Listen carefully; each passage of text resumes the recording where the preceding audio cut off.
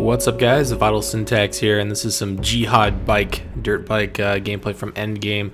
I wanted to talk about the jihading mechanic, which is essentially where you put C4 on a dirt bike in the Endgame, or if you could put it on a Jeep if you're playing the vanilla maps.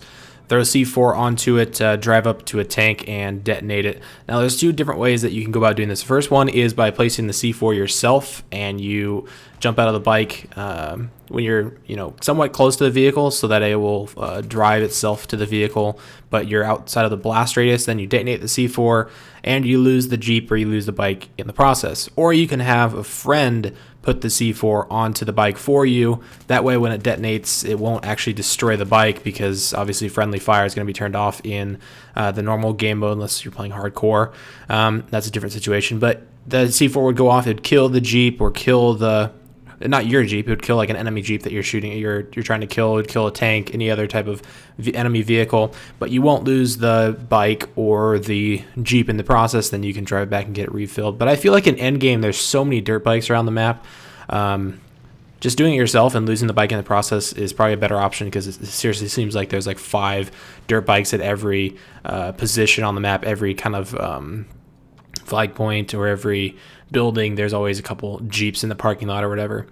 And a good suggestion is to throw the ammo crate, if you're playing as support, onto the bike itself. If you do the animation close enough to the bike, as you can see in some of these clips, you'll see an ammo box like inside of the bike, or it's almost like sitting on top of it. It's almost stuck on top of the model of the bike. That way you can get your C4 refill while you're driving around trying to find a target to blow up. And whenever you've blown up that target, you have C4 ready to put onto another dirt bike and go take out another guy. Now, there is a counter to this, and I think that right now it's actually fairly well balanced. And some people have complained that the javelins, right, they lock onto the dirt bikes, and they don't give you any type of indicator that you're being locked, and you don't have any type of smoke or anything like that, which I actually think is a kind of a good balancing act, because if the javelins or if the dirt bikes had smoke, then Jihad jeeping would be so much easier, because it seems like half the time you get blown up by people using javelins, which is totally fine, because you're taking the risk of trying to take out an enemy, heavy tank or even a light tank, an LAV or something like that,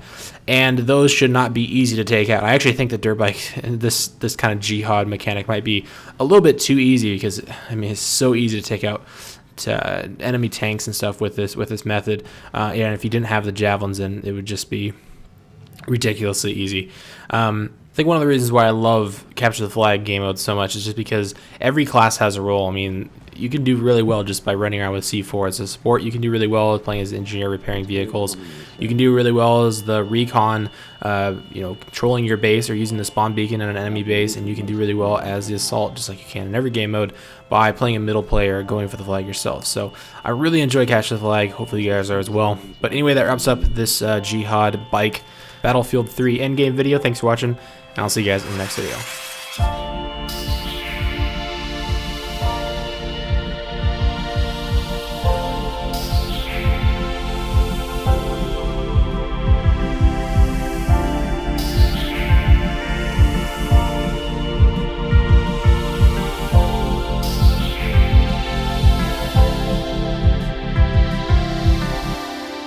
What is it that we want?